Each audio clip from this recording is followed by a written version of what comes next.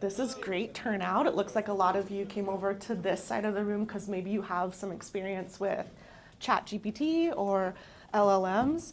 Can I have a raise of hands of people who have used OpenAI or ChatGPT before? Yes, okay, we love that. We were quite sure. So my name is Erin Marie. I am one of the founding members of the AI Collective, Hampton Roads chapter. The AI Collective is a global nonprofit that works across the globe in different chapters to help bring the human side of AI to their communities. So what we do in the Hampton Roads is we do a lot of in-person events just like this. This content I think we have presented in some way. This is very much focused in on this audience, which is how to build chat or GPTs in your AI, or I'm sorry, in your job hunt for veterans. So that's what we're going to do here today. We have about an hour. If you have any questions, feel free to raise your hand, or if you have any sort of specific things that you want to bring up with this content. So with that, I will pass it to my co-presenter. Yeah, thanks, Erin. So Erin was being a little modest about the group. The AI Collective is actually the largest AI organization in the world with over 210,000 members and 180 current chapters with 40 more in process. So it is a very large organization. There is a DC chapter. We represent the Hampton Roads chapter, which is a little bit south of us, but it would be great for anyone who is interested in AI to check out the organization and some of the events that we put on in the local area. And we do participate in many of the local conferences, including like the AI Plus Expo that's coming up in May. Yeah. So, is this QR code for our link tree? Yes. This QR. Yes. Okay. Great. Well, okay. this QR code should be for this these one goes slides. To the AI Academy. Okay. AI Academy. Okay. This should be for the slides. Yeah. Or Okay. for the slides because it came up with that. So maybe that. Okay. Yeah. These are the slides. I'm here to cause confusion. No, that's fine.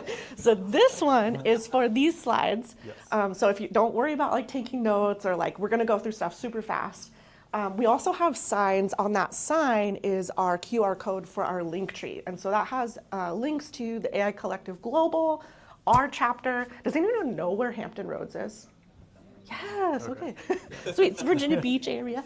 That's I'll have links to our chapter information and everything we talk about today. So don't worry about taking notes. We have it all available for you. Yeah.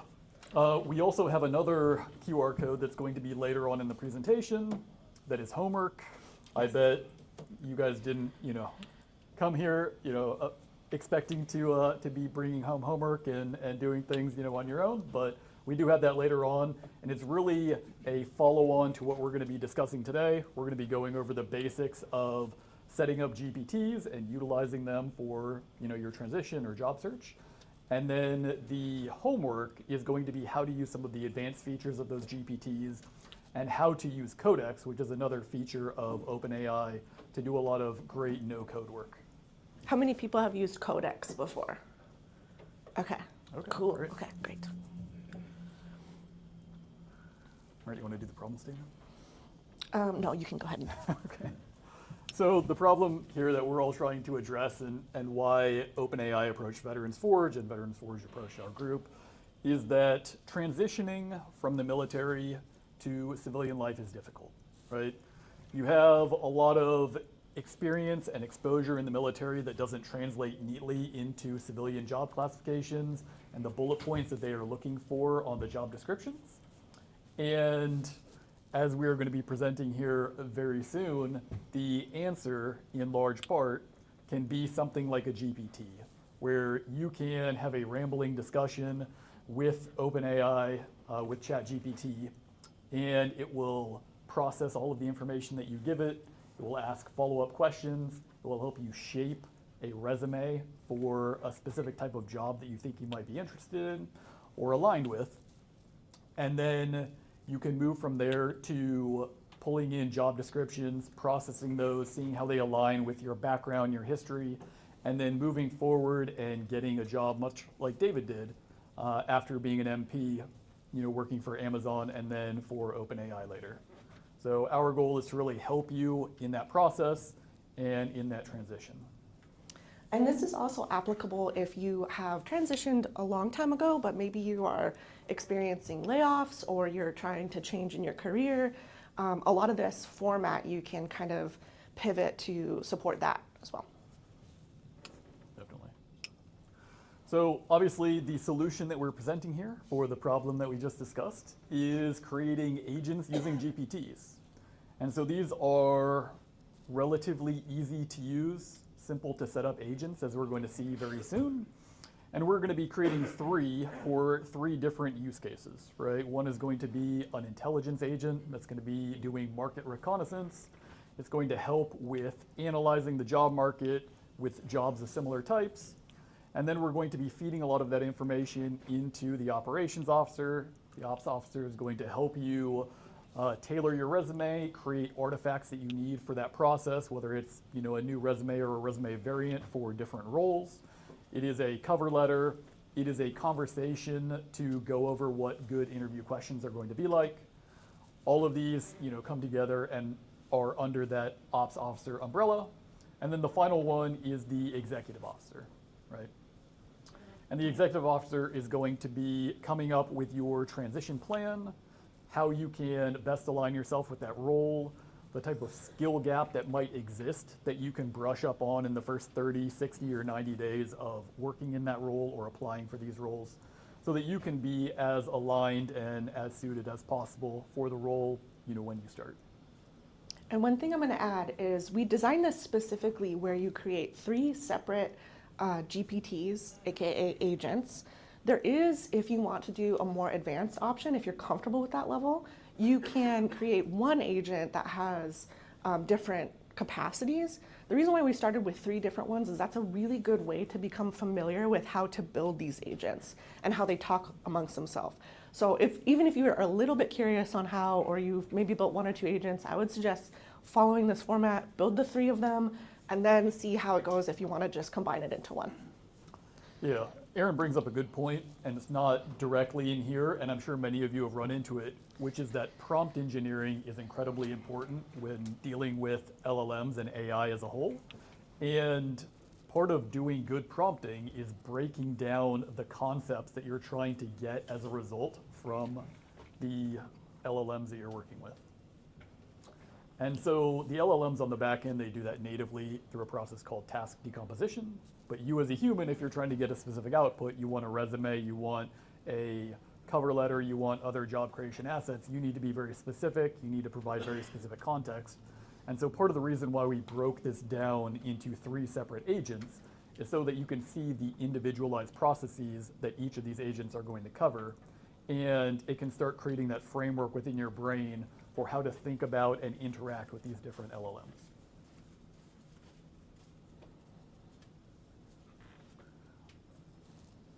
Aaron? Okay, so this is our doctrine. Check out this AI created image.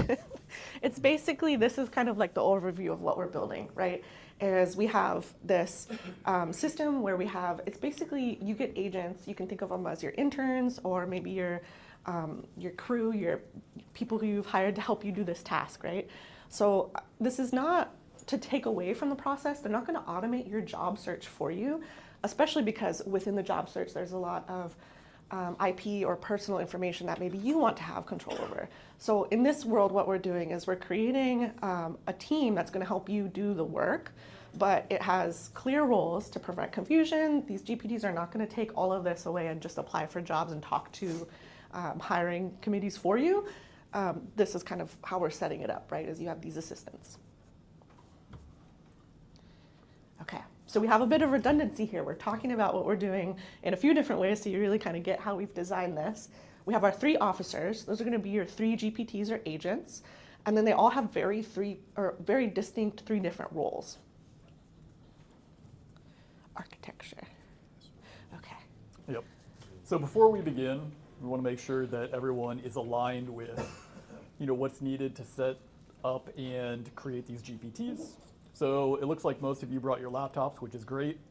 There is an alternative for people that only brought their phones, in that our team, as part of the prep for this process, we went ahead and created the GPTs to make sure that everything worked. And so they exist in the GPT marketplace. And so if you only have your phone or you don't want to be creating these GPTs yourself, they do already exist in the ChatGPT marketplace, and so you can just go do a search for the exact same name that we're going to be naming them when we create them here, and they will already exist, and you can utilize them and start pasting in job descriptions and things like that. We also have the prompts directly for you to copy and paste. So if you want at any time to go back to that QR code for this presentation, just let us know and we'll go back. Exactly. So each of these sections is going to be for a singular GPT, and the instructions are literally copy and paste for the setup. The instructions here, Explore GPTs, is a button that should be in the top right of your ChatGPT window, if you guys have already brought up the ChatGPT console. And everyone got into their accounts with the, not the free account, but the next level account too? Plus. Okay, plus, yes, thank you. Okay, good. Actually, the Explore GPTs might be on the left middle side. Does everyone see it? Explore GPTs are different. Yeah. Okay. Yeah, left middle then. All right. Just 4 dots and then says GPT? Yeah, the display is a little bit different depending on Mac versus PC, and if you're Oh, on your yeah. phone and all of that. Yeah, Yeah, if you have questions, we have people from our crew that can help. we do. Yes. That's Louise and that's Ted, AI Collective. We also have some Veteran Forge reps. And usually when we do these kind of workshops, we encourage people to ask your neighbor too, so don't be scared to ask.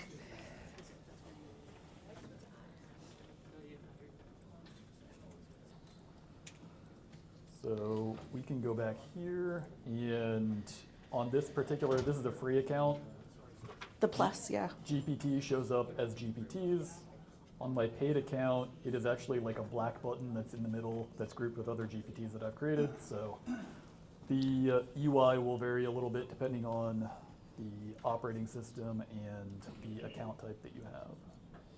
So this is also, I'll show you in here, if you're wanting to see what other people have created for agents or GPTs that they've published publicly, this is where you can look for those. So there's some pretty cool ones out there that already exist. Yeah, and so we can search in here, intelligence officer, and Ooh, there's a lot of them. yeah. It should be in here somewhere. We'll see if it comes up. All right. Okay, how's everyone doing? Any questions? Yes. So what's this intelligence officer called for the GPTs? Well, if you'd like to, we'll build it, but then you can also look at the one that we built from the same instructions. If you get to the new one, oh, we just call it intelligence officer. Is that what you're wondering? Yeah, I mean, I'm just looking for the GPT. No, you have to build it. Oh, we have to build Yeah. it. Gotcha. Okay. Yes. It is, yes. Yeah. And we will give you the prompt too. The cool part about these prompts is you can see how we've designed them too, to like make sure that they're very clear for this use case. Yep. Yes. Is this only a plus add-on? You can only use this feature if you have plus? I think it's plus and then above.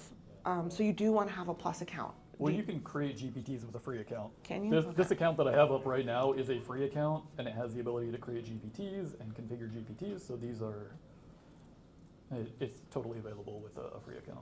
But Yeah. you should be getting a free paid account as part of attending this event. Yeah, if you haven't gotten your credits for OpenAI, talk to some of the OpenAI staff that are in the back of the room. There's Yes. Alex back Alex there. will help you set that up, because that's an awesome perk. Yep. Did you have a question? Is the GPT, the intelligence officer, is that one by Diana Stafford? It is. Yes, So I that's his built that life. with my wife's account. My wife's Diana Stafford. Yeah. Yes. Thanks, Dan. Yeah. Yes. I'm assuming formatting doesn't really matter, or does it? Ooh, for what are you thinking?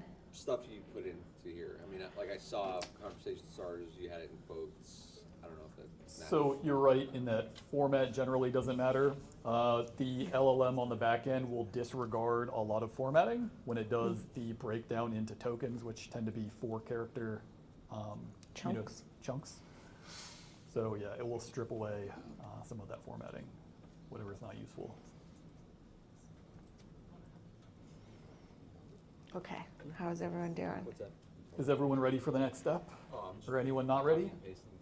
Step one right now should be From the main page, right? Yeah, just opening up your, like you're creating a new GPT. Yep, you should And- be in GPTs, create, and then make sure you're on the configure tab. So this is create, this is configure, this is the side that we want to be on.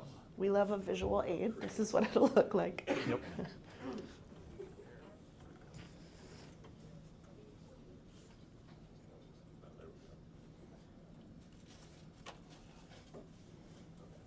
So it should be on now. Yeah, it should look similar to this. It might be a little different if it's Mac to PC. But Yeah, depending on your subscription, and if you're using a Mac, it could look a little bit different.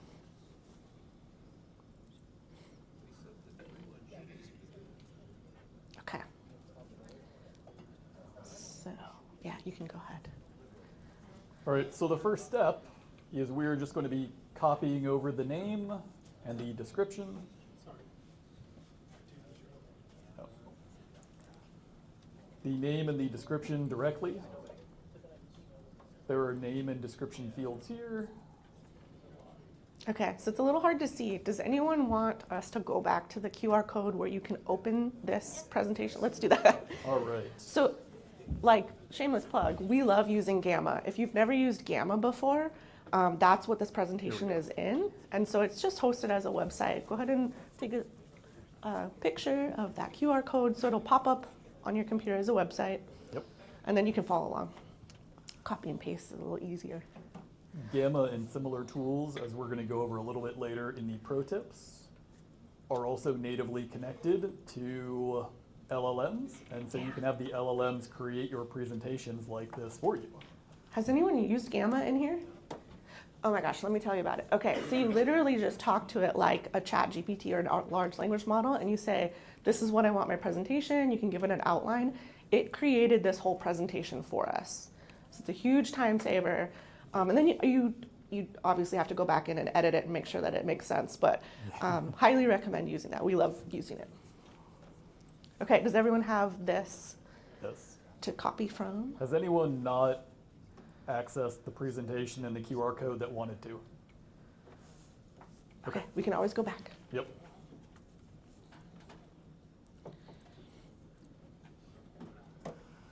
Okay, so as we were saying, these instructions you can literally copy and paste. You don't have to, you can rename it something else if you'd like.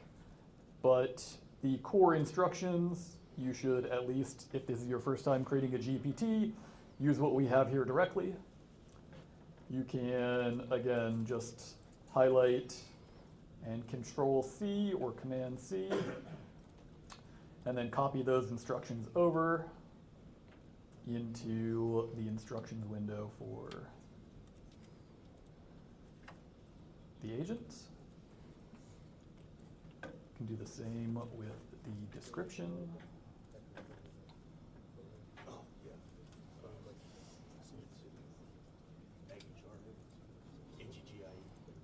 Yes. The knowledge section where you can upload files, is there any reason you would do that before starting the process? I think in this case, actually, go ahead. Yeah. So we intentionally excluded the knowledge base section. It is an incredibly valuable thing to use with agents, and we're going to talk about it more in the pro tips and the homework section. But in a general sense, right, the knowledge is where you put all of the context. If you want these agents to know about your resume by default without having you upload it, then yeah, you put your resume or resume template in the knowledge base, and then it will just know about that and be able to utilize that going forward. Yeah. Just as a technique, is there a point in maybe testing, starting off with throwing something in there and then do another one where you don't and see what the difference is? So generally with LLMs, you get a better output the more context you give. Yeah. I usually always use a knowledge base when I'm using it for my use cases. But in this case, we made it really simple.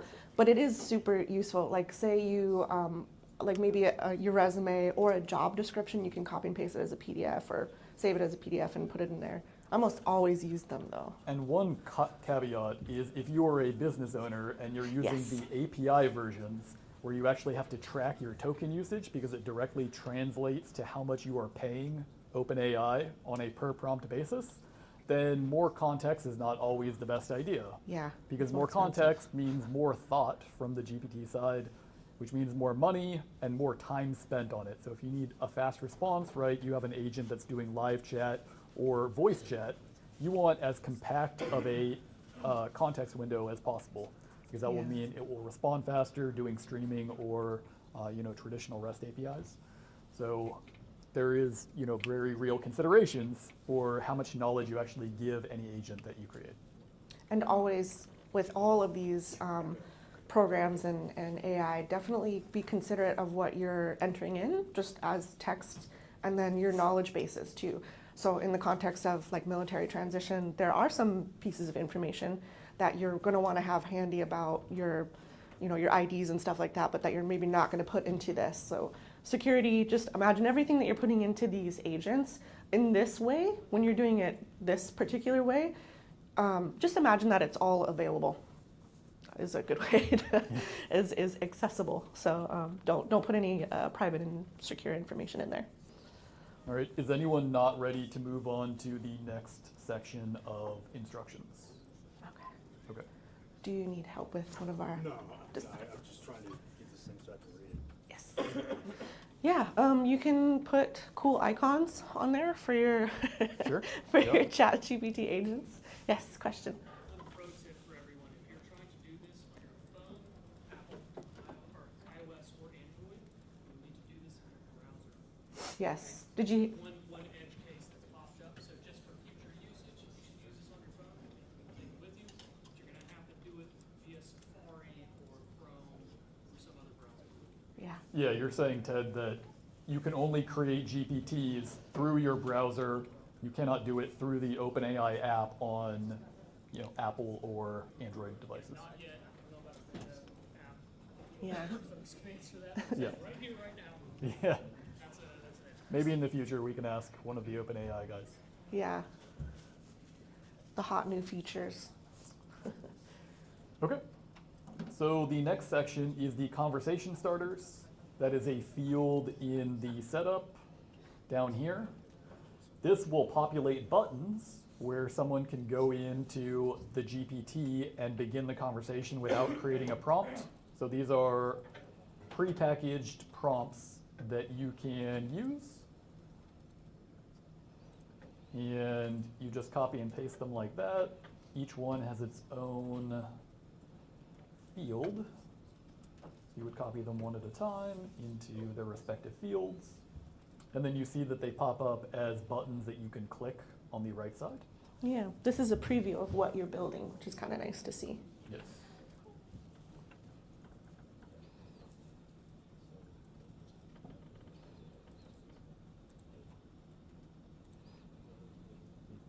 So we're just copy and pasting the conversation starters into that. Yeah. And Yeah. just one by one into this section, and then you'll kind of see what it'll look like in the end. Yeah.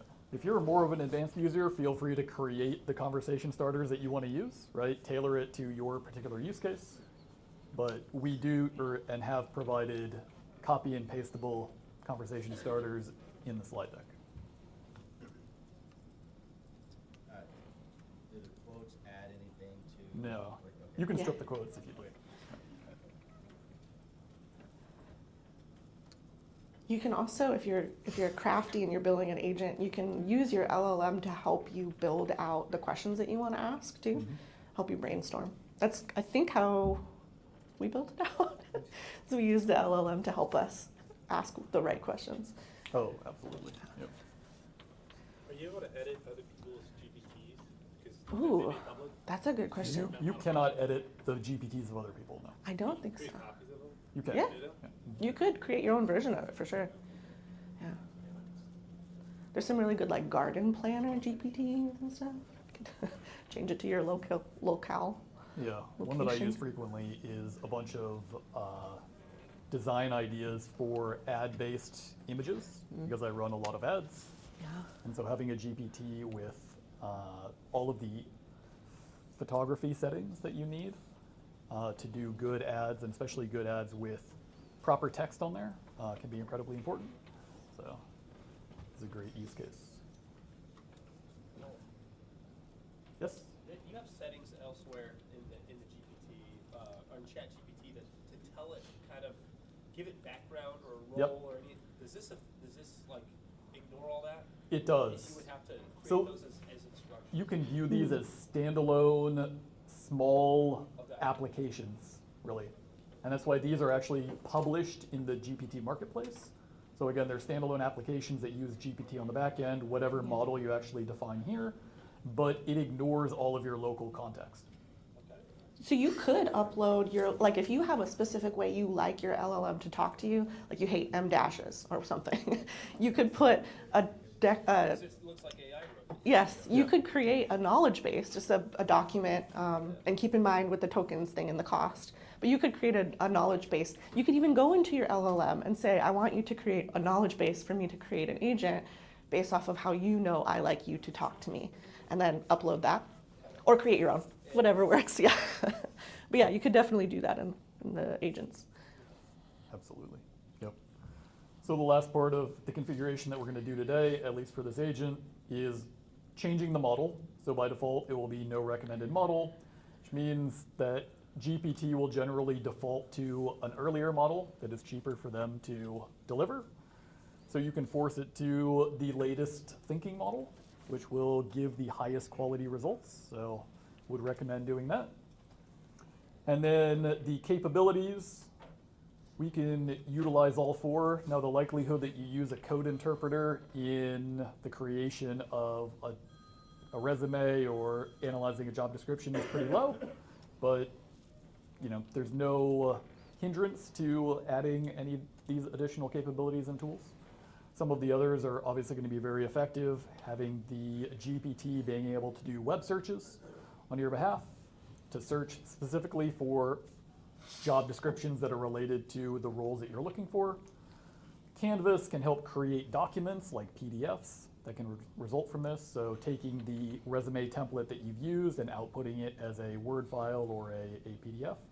And the image generation obviously can create images that can then be embedded in some of these other documents.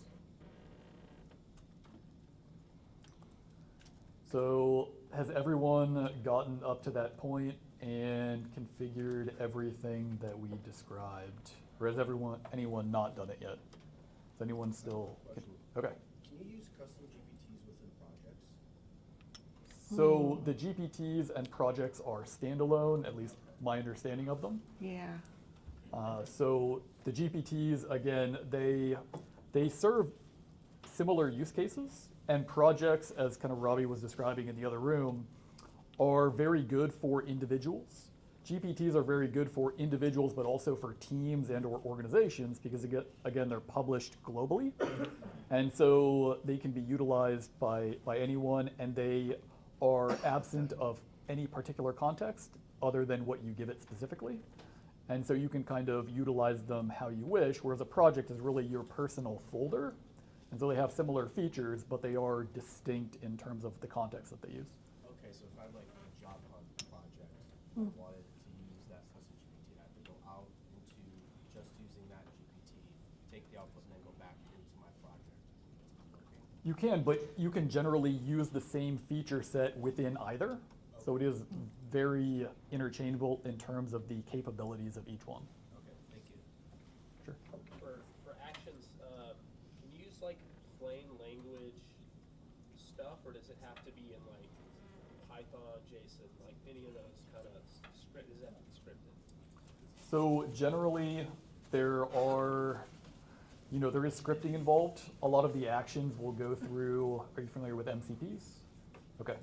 So they would go through MCPs, and so they would be formatted to properly utilize the tool on the other end of the action. But again, ChatGPT can help if there's any scripting that's needed. Okay. ChatGPT and or something like Codex is the tool that you would use to generate that. Yes. We're supposed to upload a job description or not? So you would do that in the utilization or testing of the agent after it's published. Yeah. Not yet. So you can actually test them prior to publishing if you Oh. want to. Ooh. We have a number of these that we're going to be doing, so we didn't really want to take a break and spend 10 minutes testing each one. So it would be better to just publish them, and then we have a few test prompts that we can try later on as we talk about some other topics. We have 2 more to build. Ted, do you know how much time we have? What time is it supposed to close out? Okay, we got till noon. Awesome. Yeah, you got an hour. And we're doing great. Okay. Great. Okay. All right. So Yeah. so there should be a create button Can we do it now? in the top right, Only me. and you can choose where this is shared. So by default, it's going to be anyone with the link, which means that it's private on the GPT marketplace. But if you give someone within your organization the link, they will be able to use it. You can have it private so it's only you, or you can publish it to the store and allow everyone to utilize the GPT you've created. Ooh, and they make comments and stuff. Purposes of today, which one should we click? Probably the first 2. So we have already created and published these to the store, so you don't need to do so. You can use either one of the first 2 options then. Okay. So only you or anyone with the link. That bottom right, the button on the bottom left, create new action. What's that purpose of that? Is that to create more instructions? Yeah, so both the knowledge and the actions are what we would consider advanced features. And so that is part of the homework that we're going to be giving all of you. We have a 26-page document that goes along with this that covers, what it is, how to implement it, and then a few different labs that you can do on your own to really get familiar with how to use it properly. It's very cool. That's where you get a lot of the customization on how to train your agent. That's what we gotta go to build the next one. Okay. So the next agent, did you raise your hand over there? I just had a quick question. Yeah. So, my husband showed up by him on the one I just created. Okay. Are you in his account? Is that what you're saying? No, that's me down here. Okay. Yeah. And then he showed up as the creator. Sorry, what? Oh. Yeah. I wonder, has he used your account maybe or something? You're saying the new GPT that you saved? No, Or, what my chat saved. Okay. So we can ask by Ted. He default, might be it able to won't. help. yeah. Yeah. And so any context, especially if you Can you help publish it over to the GPT store, none of the context that you've spoken to it in conversations will be accessible by anyone else. Yeah. Okay, are we ready? Oh, question. Yes.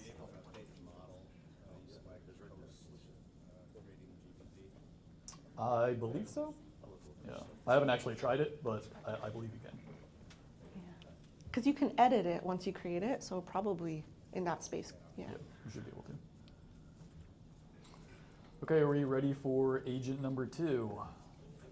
Or GPT number 2? All right, looks good. The process is going to be the exact same. And the only thing that's going to change is the name, the description, and the instructions, and then the conversation starters that we add in. Okay, so you should be seeing a trend too, where we have a mission, the rules, and the outputs. This is a good example of prompting structure that you'll kind of want to pay attention to.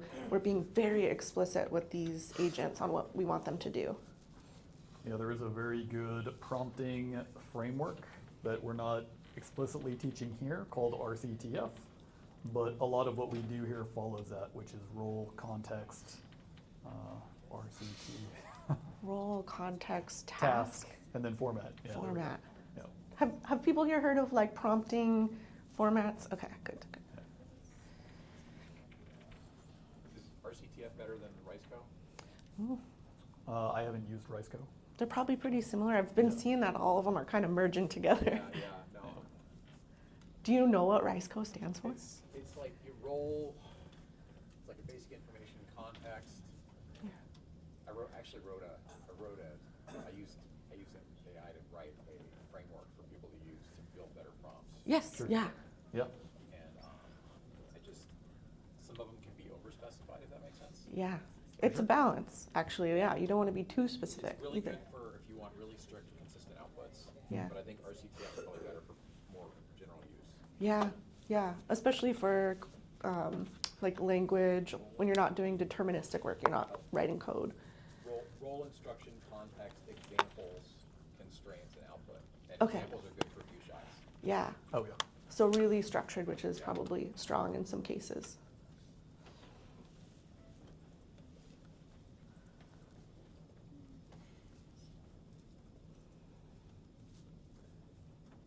Is everyone progressing on agent number 2? You're like becoming pros at creating agents now. Yes. Yep. Quick question, for the upload files, do we upload our resume into this based on the prompts? I would say, which one did we want to do? So when Resume. you're testing the agent itself after it's been published, at that point you could upload your resume. Okay.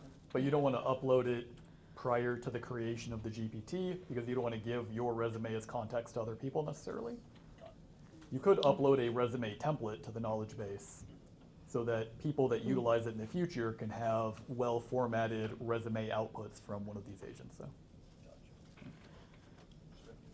But if it's, if you've already uploaded it and you're doing, you selected the MVP option, then it's okay. Yeah.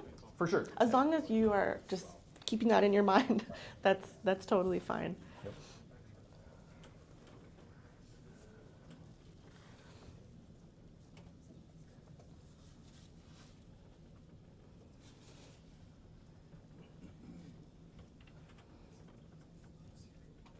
Okay. See, we have 20 minutes. Okay.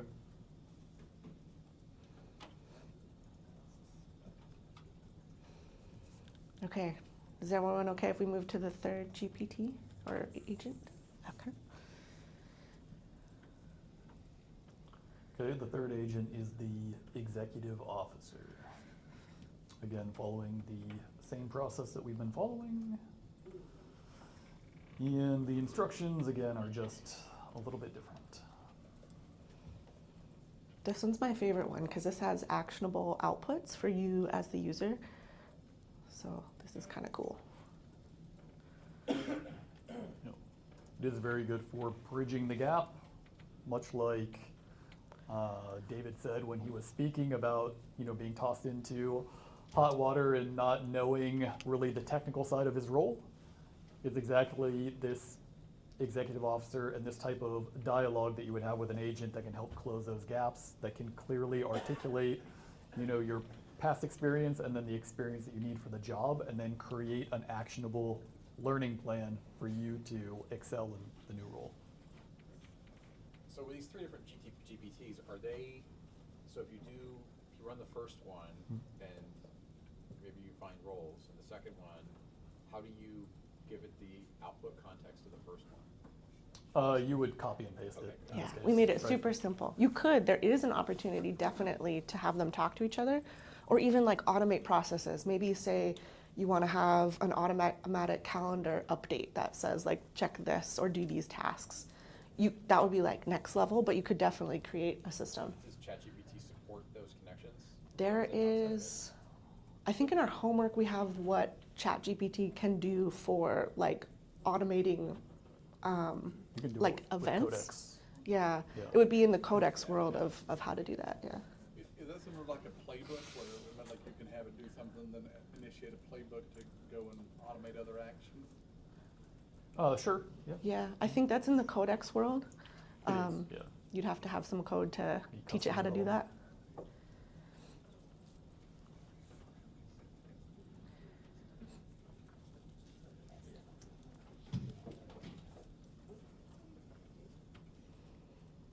Okay, we're gonna keep going. Conversation starters, how is everyone doing? We're good. Ah, you're doing it, you're learning it. Pros already. Yeah.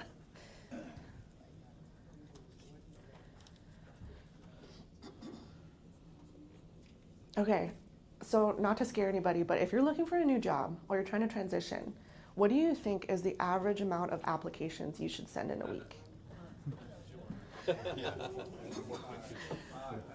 5? 20? I'm hearing 10? 1 million? So the unemployment office says 1 to 3 a week. Do you think that's enough? No. So just to give you an idea, this methodology, why we're teaching you this with this context, is being able to have these agents do this work for you is going to set you up to do 100 to 200 applications a week, which sounds like a lot, but that's what your competition is doing, in tech at least. I know it's very different if you're in a specified or a special field, and it can be different in, say, like for federal jobs or government jobs. That application process is crazy and different. But this is how you're going to be able to scale to stay competitive in this new world after post layoffs and finding transitions and getting into new careers, is having a team of AI agents help you apply to 52 to 200 a week. And you don't need to find that daunting, because Yeah. part of Don't the be scared. homework for utilizing Codex later on in this process is actually having the ability to fully automate that job application.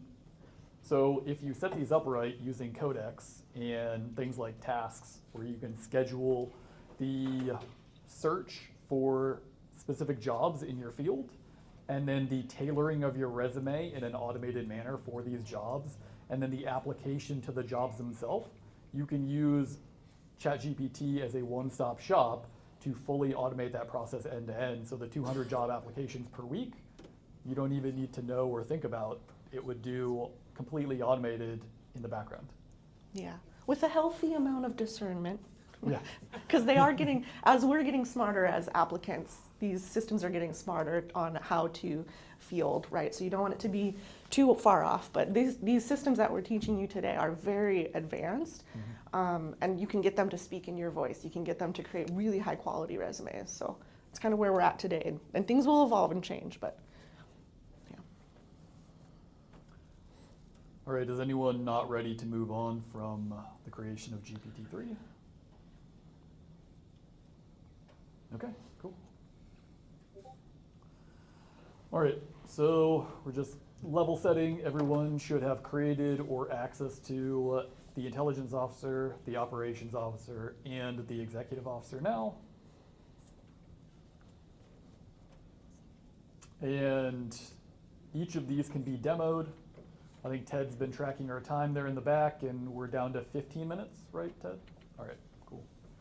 So we don't have a lot of time to dive really deep in here, but you have the ability to go in there to copy paste job descriptions, links for jobs, because there is a web search functionality, talk to especially the recon agent and say, hey, I would like to be a software developer after transitioning from the military or for your next job. And it will be able to do a web search and find the top 10 or top 100 software development roles in your local area. So you can begin to test these right now during this presentation. So just like a visual, or like in your mind, think of it like this way. How we've set this up is very, very basic. So it's going to be a lot of sort of your hands-on on how to use this. But what I would do today, if I had these agents built the way they are, I would open each agent in a tab, and then I would have my project. So I would talk to my intelligence agent, my operation agent, and then my executive officer.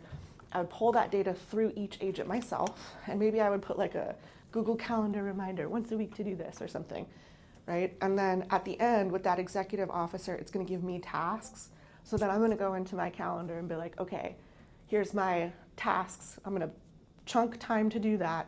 Maybe you have a task tracker. You use tasks in Google, or you use like Asana or something, and then give yourself these missions, right? So this is how you're interacting with this. That's not a fully automated process, but what we wanted to do is show you how you can build these out.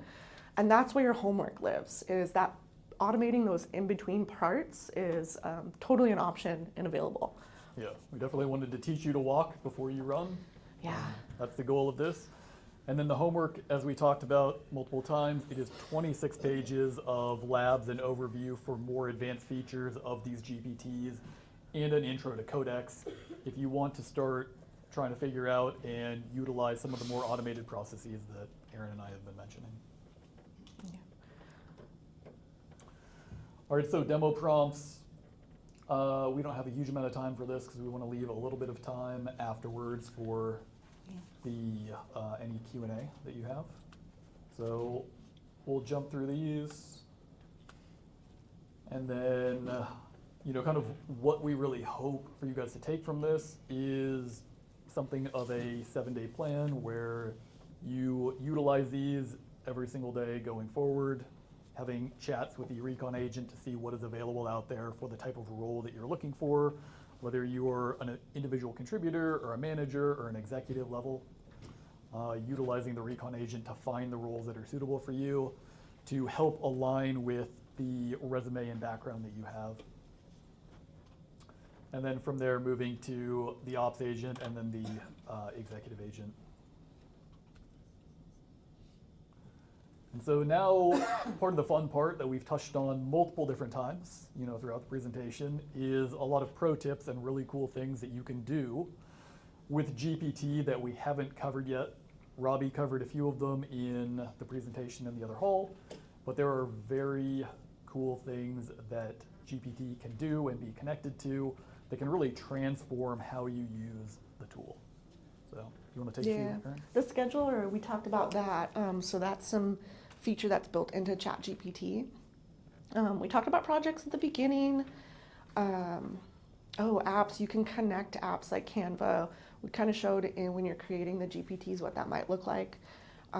Connecting it to your GitHub, maybe building out your portfolio that way is pretty cool. Yeah, so many of these apps are incredibly transformative in expanding the power of ChatGPT. So all of the apps that I listed there are in no way comprehensive for what you can actually connect to GPT. Yeah. These are actually the ones that I personally use literally every day. Canva is a tool that created the slides that we saw when everyone came in.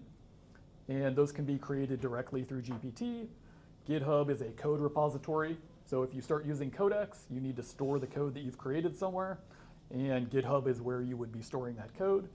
And GPT can analyze the code there, can pull code out and utilize it to make a website. There are many, many features that you can use with that connection.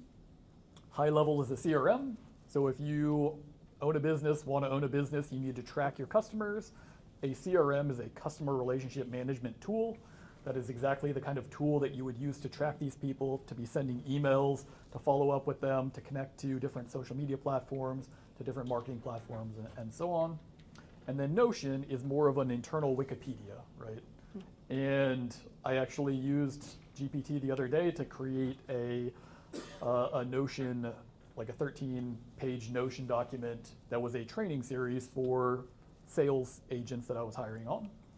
And so it is incredibly effective and powerful in that exact same internal Wikipedia and sequence would have taken a team weeks to months prior to the advent of LLMs. So it is very powerful.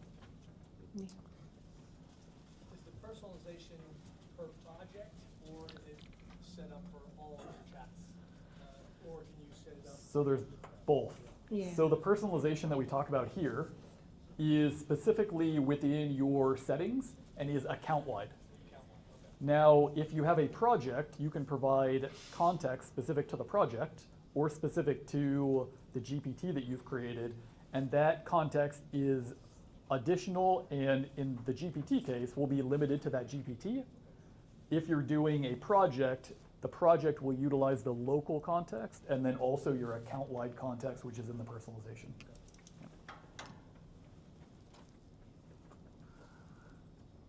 Okay, you want to take another? And so the last one is deep research, which I don't know if it's applicable to this case, but it is a really good tool to be able to look through specific sources on finding what you need. Well, so deep research is an incredibly powerful tool that it's like a web search, but it will go out and canvas hundreds to thousands of different links, different scholarly sources, different websites, and compile those into a report on whatever you'd like. So if you want the most comprehensive report on the job market for a particular field, software development, how that interacts with the future of AI transforming things, what your job hunt is going to look like in the next week, but then also in the next year and then the next 5 years, and pull in articles from tech journals and then also specific to your industry and so on, all into one singular report.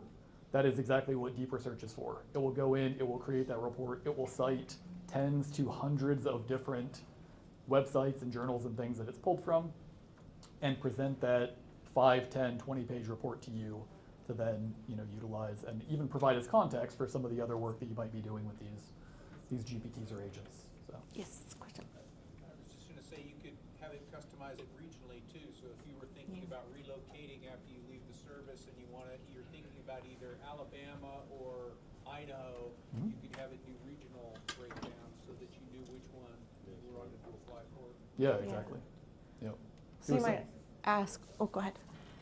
I was just going to say, if you couldn't hear him, he was talking about utilizing a regional search for your particular career, as by default, if you do a Google search, it's going to do in your proximity. And so if you were trying to relocate to another state or another country, you could use a deeper search report to specifically search and canvas that area that you'd like to move to and learn more about as part of that search process. So, Yeah. that's a good point. All right, I think we've covered most of the pro tips. We have 6 minutes left here. The last part that we're going to talk about before our closing slide is the homework.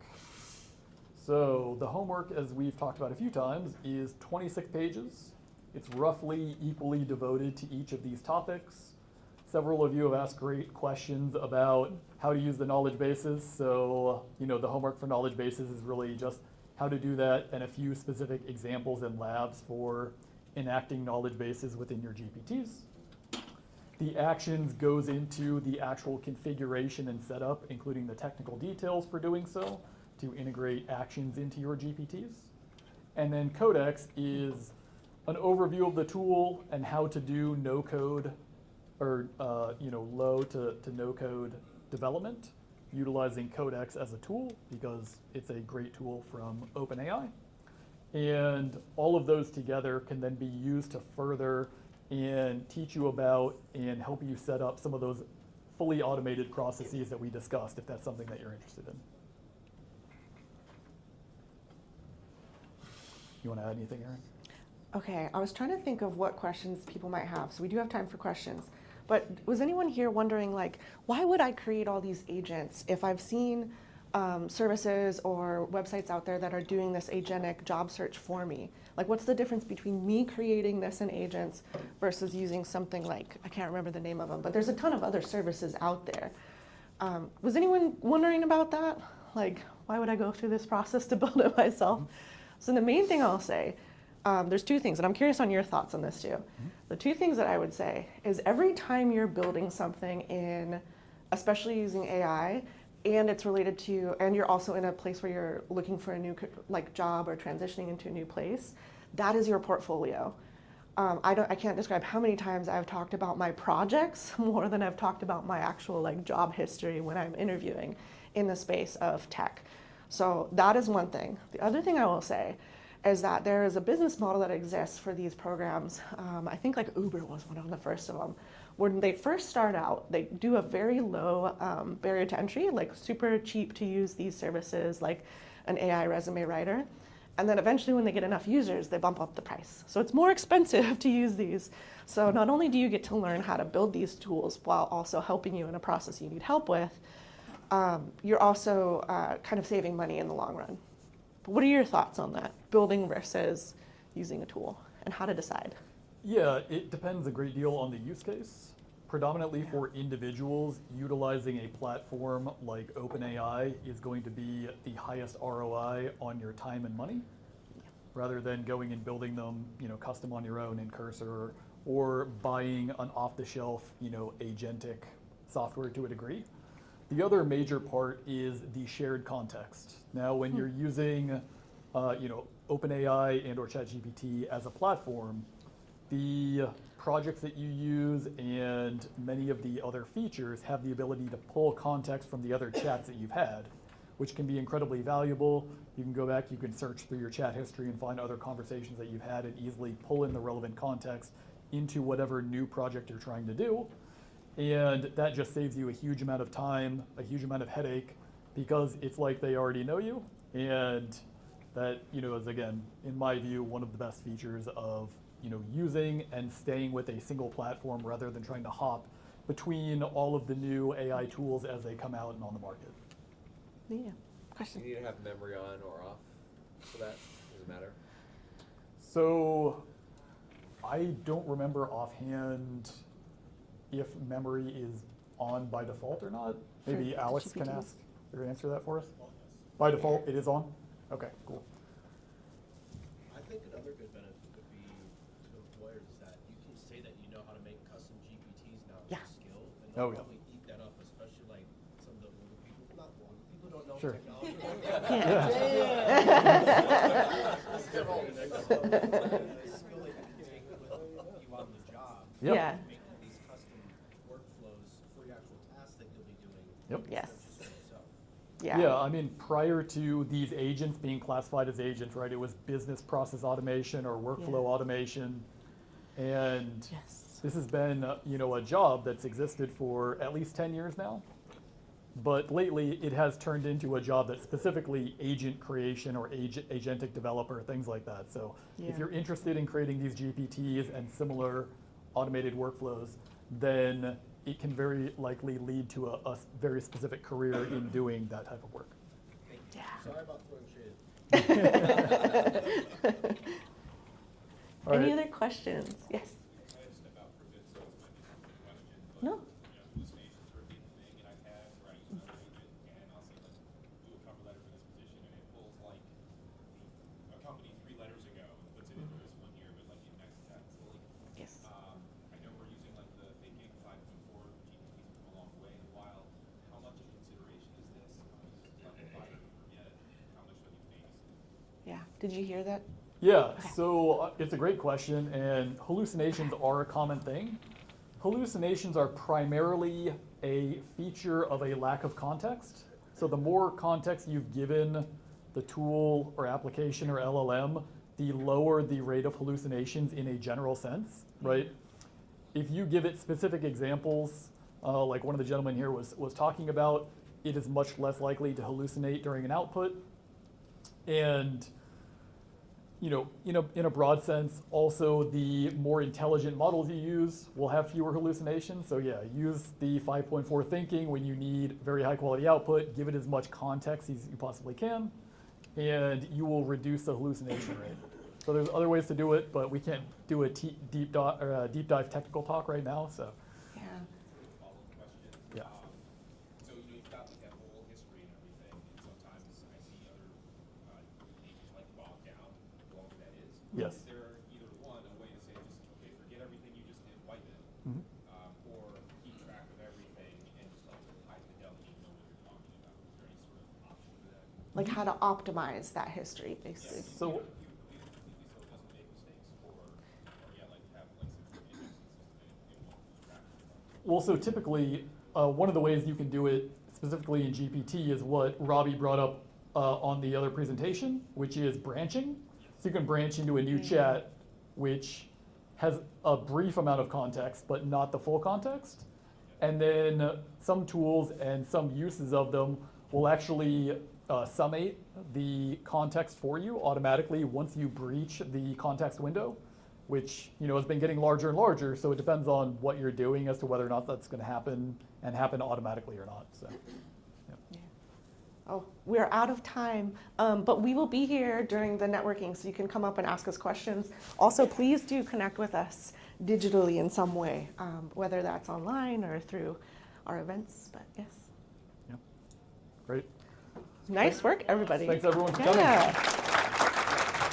Good crowd. Okay, and I think we are transitioning into the next room. Yeah, I think we're going to have a closing talk.